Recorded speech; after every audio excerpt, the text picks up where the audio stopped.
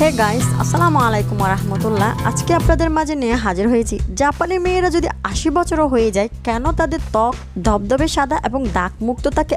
কি cream use করার কারণে ওরা ধবধবে সাদা গ্লোয়িং থাকে সবসময়, সেই ক্রিমটাই আজকে আপনাদের সাথে শেয়ার করব। চলুন তাহলে ভিডিওটা শুরু করি। তার আগে একটি অনুরোধ রইল আমার ভিডিওটি না টেনে সম্পূর্ণ দেখার, তাহলে আপনারা বুঝতে পারবেন কি কি ব্যবহার করলে আপনার পরিবারে একটি ত্বক ফিরে পাবেন। আপনাদের মনের কিছু প্রশ্নের উত্তর দিই।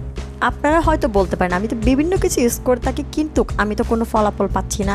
আপনি দেখা যাচ্ছে যে ন্যাচারাল একটি মাস্ক ইউজ করতেছেন বা ক্লিনজার ইউজ করতেছেন, কিন্তু অতিরিক্ত কেমিক্যালযুক্ত ফেস ওয়াশের কারণেও কিন্তু আপনাদের মুখের কোনো পরিবর্তন না আসতে পারে, বা ধরুন সানস্ক্রিন ইউজ না করার কারণে এরকমটা হতে পারে। দেখুন এখানে আমি 2 টেবিল চামচ আতপ চাল নিয়ে নিয়েছি। আপনারা যে কোনো চাল ইউজ করতে পারেন এখানে, কিন্তু অন্য চাল ইউজ করলে ভালোভাবে একটু প্রথমে ধুয়ে তারপরে ইউজ করবেন।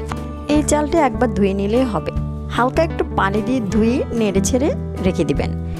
এখন আমি একটা নিব আলুটাকে খোসা ছাড়িয়ে নিয়েছি। আলু কিন্তু আমাদের মুখের দাগ দূর করতে খুবই সহায়তা করে থাকে। চাল আমাদের গ্লোয়িং ফিরিয়ে আনতে খুব সহায়তা করে থাকে। দেখুন আমি গ্রেটারের সাহায্যে গ্রেট করে নিয়েছি আলুটি গ্রেট করে নেওয়া হয়ে গেলে একটা হাঁড়ির মধ্যে সম্পূর্ণ আলুটুকু দিয়ে দিবেন। দিয়ে দেওয়া হয়ে গেলে লিকুইড গরু দুধ আপনারা এখানে 1 গ্লাসের মতো দিয়ে দিবেন। তারপর চাল যেটা আমরা ধুয়ে রাখছি সেটাও এখানে দিয়ে দিব। পানিটা ছাড়িয়ে এখানে দিয়ে দিব। এই 3টি উপকরণ দেওয়া হয়ে গেলে একটু নেড়ে চেড়ে তারপর চুলায় আপনারা দিয়ে দিবেন সিদ্ধ হওয়ার জন্য। এখন আমি একটা গ্রেটারের সাহায্যে একটা ডাব সাবান নিয়েছি। ডাব সাবানটাকে এই টিপসটি বানানোর জন্য আপনারা ডাব সাবান অর্ধেক নিয়ে গ্রেট করে নেবেন। দেখুন আমার এই উপকরণটুকু সিদ্ধ হয়ে গেছে। এখন নামিয়ে ঠান্ডা করে একটা বাটিতে নিয়ে নিলাম। নিয়ে ডাব সাবানটাও দিয়ে দিয়েছিলাম। একটা মাঝারি সাইজের লেবু নিয়ে আপনারা রস দিয়ে দিবেন। সম্পূর্ণ একটা মাঝারি সাইজের লেবুর রস দিয়ে দিবেন। লেবু আমাদের স্কিনে ময়লা তুলতে সহায়তা করে এবং স্কিনকে টান উজ্জ্বল করে তোলে।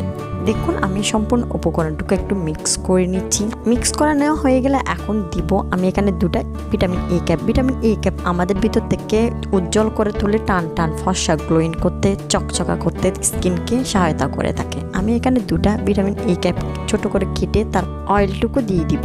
আপনারা অবশ্যই এখানে যে উপকরণগুলো আমি ইউজ করলাম সব কিছুই দিতে চেষ্টা করবেন। অয়েলটুকু দেওয়া হয়ে গেলে একটা ব্লেন্ডারের জারে নিয়ে নেবেন। নিয়ে ভালোভাবে কিছুক্ষণ সময় নিয়ে এটাকে ব্লেন্ড করে নেবেন। একদম যেন একটা ক্রিমে পরিণত হয় সেরকম করে ব্লেন্ডার করে নেবেন। দেখুন আমার ব্লেন্ডার করা নেওয়া হয়ে গেছে। আমি এখন এখানে দিয়ে দিব 2 টেবিল চামচের মতো অলিভ অয়েল দেওয়া হয়ে গেলে ভালোভাবে কিছুক্ষণ নেড়ে চেড়ে একদম ক্রিমের মতো হয়ে যাওয়া অবধি আপনারা এটাকে যখন নাড়বেন তখন দেখতে পাবেন একদম ক্রিমের মতো একটি থিকনেস চলে আসছে। তখন বুঝতে পারবেন সেটা ক্রিম অলরেডি বানানো হয়ে গেছে। তখন আপনারা কৌটোয় ভরে সংরক্ষণ করবেন। এখন আসুন কে লাগাতে পারবে এবং কোন বয়সের মানুষেরা এটা ইউজ করবে, কতদিন ইউজ করবে সেটা জেনে নিন। এটা কিন্তু অবশ্যই আমি যেই উপকরণগুলো দিলাম সব কিছু দিয়ে কিন্তু আপনারা বানাতে চেষ্টা করবেন, তাহলে বেশি ফলাফল পাবেন। এই ক্রিমটা আপনারা 1 মাস অবধি কিন্তু লাগাতে পারবেন আপনাদের ফেসে। কোনো ধরনের সাইড এফেক্ট দেখা দিবে না, কারণ এটা সম্পূর্ণ ন্যাচারাল। হ্যাঁ, আপনারা হয়তো বলতে পারেন আপু আপনি তো ফেস ওয়াশ সাবান ইউজ করতে বারণ করেন, তাহলে এই সাবান কিভাবে ইউজ করবো?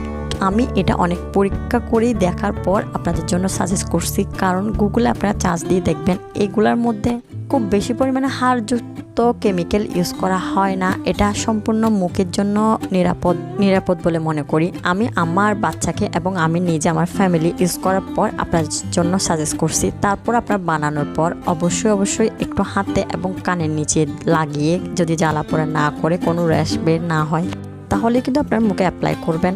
এটা লাগানোর পর অবশ্যই একটা ভালো ময়শ্চারাইজার বা গ্লিসারিন ইউজ করতে চেষ্টা করবেন। এটা 10 বছরের উপরে সবাই ইউজ করতে পারবে। এটা লাগিয়ে একটু ম্যাসাজ করে 10 মিনিট রেখে তারপর ধুয়ে ফেলবেন। আজকে তাহলে এই পর্যন্ত।